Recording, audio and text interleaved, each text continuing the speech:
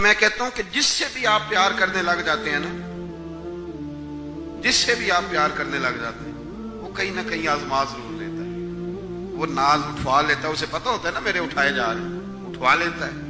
حضرت سعد بن ابی وقاص کہتے ہیں میرا اپنی اماں سے بڑا پیار تھا اور زمانہ جانتا تھا کہ بڑا پیار ہے، میں نے کلمہ پڑھ لیا، میری اماں نے بھوک ہڑتال کر دی۔ اس نے کہا کہ جب تک آپ کلمہ نہیں چھوڑیں گے معاذ اللہ میں روٹی نہیں کھاؤں گی۔ تھوڑی سی آبادی تھی، برادری میں رہتا تھا، بڑا سا گھر تھا، زمانہ جانتا تھا۔ فرماتے ہیں ہر چوک میں میری باتیں ہونے لگی۔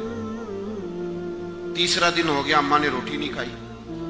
اب اندازہ کر لیں کہ شام کو افطار کے وقت کیا حالت ہوتی ہے آدمی کی، کھانا نہ ملے تو۔ اور تیسرا دن ہو گیا اور بوڑھی اماں، ہر چوک میں بات ہو رہی، اور سعد کی اماں، اور میری ماں کو بھی پتا تھا کہ میں جہاں چاہوں گی مجھ سے محبت کرتے یا وہاں آئے گا۔ آپ فرماتے ہیں ہر چوک میں بات ہونے لگی، ہر جگہ لوگ ذکر کرنے لگے، باتیں چھڑ گئیں، میری ہی باتیں، میرے ہی تذکرے، میرے بارے میں ان لوگوں کا ذکر۔ فرماتے ہیں میں بڑا پریشان ہوا، میں گھر آیا، میرے بہن بھائی بھی مجھ سے کہیں اماں مر جائے گی، میرے والد بھی، میرے دیگر لوگ بھی، سب رشتہ دار میرے گرد ایک۔ میں نے کہا کہ ہم باتیں کر دیتے ہیں، آپ سن لیتے ہیں، کبھی اپنے آپ کو اس جگہ کھڑا کریں کہ جب ہر آدمی اس سٹیج پہ پہنچ جائے کہ میں بھائی تو خرابی کر رہا ہے، اور اتنے سارے لوگ جاننے والے گھیرا کریں گے تو آدمی کیسے بچائے گا اپنے آپ۔ حضرت سعد بن ابی وقاص کہتے ہیں کہ میرے گرد شدید گھیرا تنگ ہو گیا، اور مکے کا دور ہے، حالات اتنے خطرناک ہیں کہ سنبھالے نہیں سنبھلتے۔ آپ فرماتے ہیں جب حد ہو گئی تو میں نے کہا اماں سنو پھر میری بات، میں تم سے بات کرنے لگا ہوں۔ کہتے ہیں میرے بہن بھائیوں کے بھی کان کھڑے ہو گئے، اماں بھی سہارا لے کے اٹھ کے بیٹھ گئی کہ لگتا ہے کہ برف پگھلنے لگی ہے، لگتا ہے کہ کچھ نرم ہوا ہے۔ فرماتے ہیں میں سامنے کھڑا ہوا اور تھوڑے بہت لوگ جو وہاں موجود تھے وہ بھی قریب آ گئے۔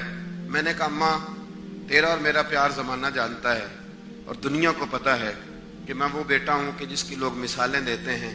اماں ہر چوک میں تیری میری باتیں ہوئی، ان 3 دنوں میں تجھے اور مجھے ڈسکس کیا گیا۔ اماں تو بڑی کمزور ہو گئی، اٹھ کے تجھ سے کھڑا نہیں ہوا جا رہا۔ یہ ساری چیزیں میرے سامنے آئیں، بہنوں نے رو کے دکھایا، بھائیوں نے محبت یاد کرائی، ہر چیز میرے آڑے آئی۔ لیکن حضرت سعد بن ابی وقاص کہنے لگے اماں میں نے اپنے دل کا جائزہ لیا ہے، میرے ایمان نے ایک وقت بھی مجھے یہ مشورہ نہیں دیا کہ میں اماں کو منا لوں۔ فرمانے لگے اماں یہ زمانہ سارا موجود ہے اور لوگ کھڑے ہیں، تیری ایک جان ہے نا، ایک جان، اماں تیری ایک جان ہے، اگر تیری 1000 بھی ہوتی اور ایک ایک کر کے ساری جانیں تیری نکل جاتی تو پھر بھی میں اپنے مدینے والے محبوب کا کلمہ چھوڑنے کو تیار نہیں ہوں۔ اب تیری مرضی ہے تو روٹی کھا چاہے بھوک ہڑتال کر، تو اٹھ کے بیٹھ جائے لیٹی رہے، 1000 جان بھی ہو ایک ایک کر کے نکل جائے تو ایمان پر سودے بازی ہو سکتی۔ وَإِذَا قِيلَ لَهُمْ آمِنُوا كَمَا آمَنَ النَّاسُ، اس طرح ایمان لاؤ جس طرح یہ لوگ ایمان لائے ہیں۔ حضرت سعد بن ابی وقاص یہ نعرہ لگا کے نا، نعرہ مستانہ لگا کے، یہ نعرہ لگا کے تو چلے گئے۔ حضرت سعد بن ابی وقاص چلے گئے، آپ باہر نکلے تو اماں اٹھ کے بیٹھی کہنے لگی روٹی لاؤ بھائی۔ انہوں نے کہا اماں جی بھوک ہڑتال بس۔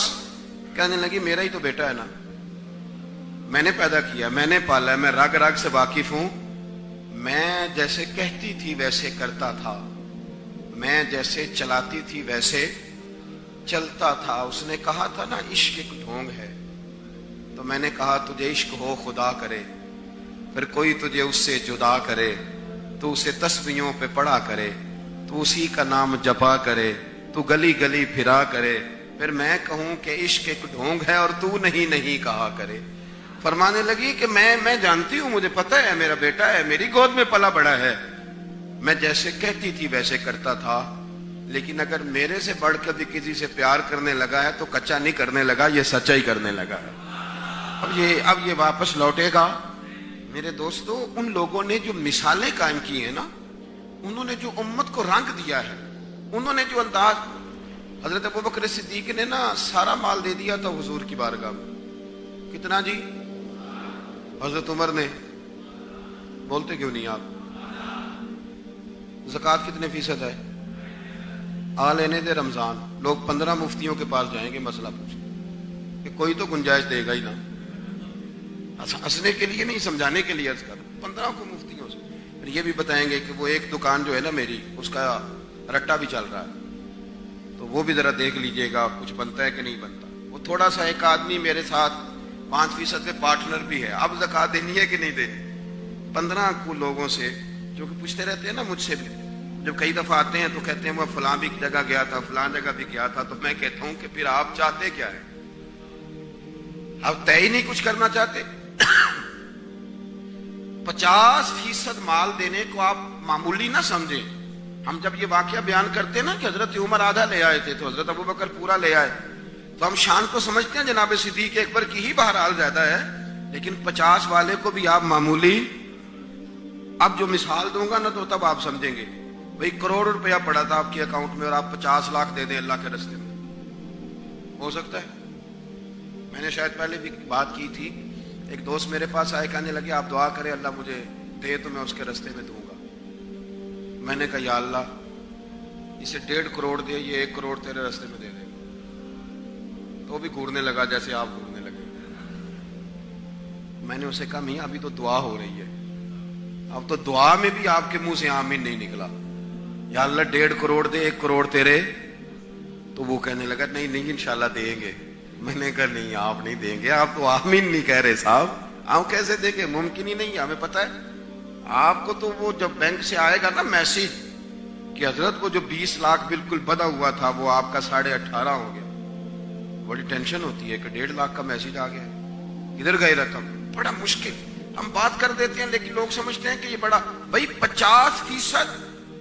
حضرت عمر کہتے ہیں میں ہر چیز آدھی کر کے، اس کو آپ چھوٹی بات سمجھتے ہیں، لیکن کہتے ہیں جب لا کے میں نے حضور کی خدمت میں رکھی اور میرے دل میں یہ بات تھی کہ آج میں ابو بکر سے آگے گزروں گا، پلٹ کے دیکھا تو ابو بکر کے سر پہ ٹوپی کوئی نہیں، پیروں میں جوتا کوئی نہیں، بوریے کا لباس پہن کے آئے۔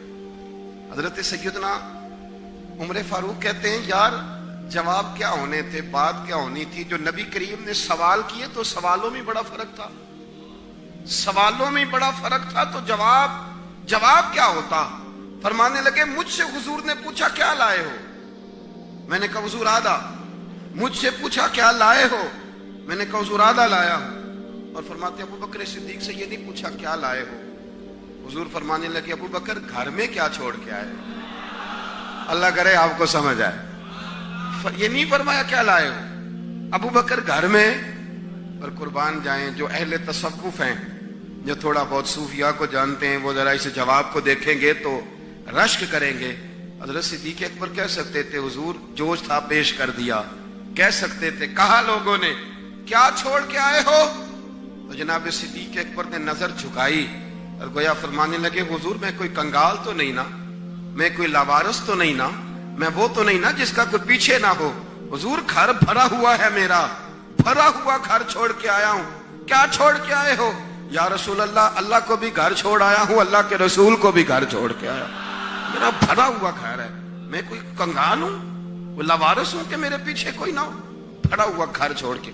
اب بات کو سمجھیں، یہ وہ ایمان ہے، یہ وہ نظریہ ہے۔ اب کبھی ان لوگوں کی داستانیں پڑھیں تو وجود حرکت کرے، کبھی اٹھیں کبھی بیٹھیں کبھی چلیں۔ حضرت عمر فاروق بیٹھے تھے نا،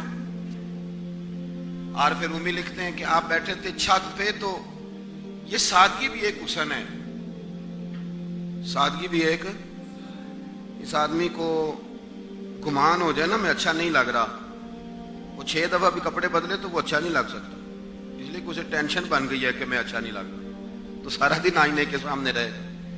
سادے آدمی، یہ سادی زندگی آسان ہوتی ہے، سادہ آدمی سکون میں ہوتا ہے۔ حضرت عمر فاروق رضی اللہ تعالیٰ عنہ اپنے گھر کی چھت پہ بیٹھ کے نا تو دھاگے کے ساتھ اپنی قمیص کو، کرتا پھٹ گیا تھا تو سلائی کر رہے تھے۔ یہ مزیدار زندگی ہے۔ اگر آپ کی عادت ہو گئی ہے نا کہ میں کچھ ہوں تو میرے آگے پیچھے پھرو تو آپ تو تکلیف میں آ جائیں گے، تو کچھ نہیں آپ کر پائیں گے، زندگی کا کوئی مزہ ہی نہیں لے پائیں گے۔ یہ عنوان نہیں، ورنہ اس پر تفصیل سے بات کرتا۔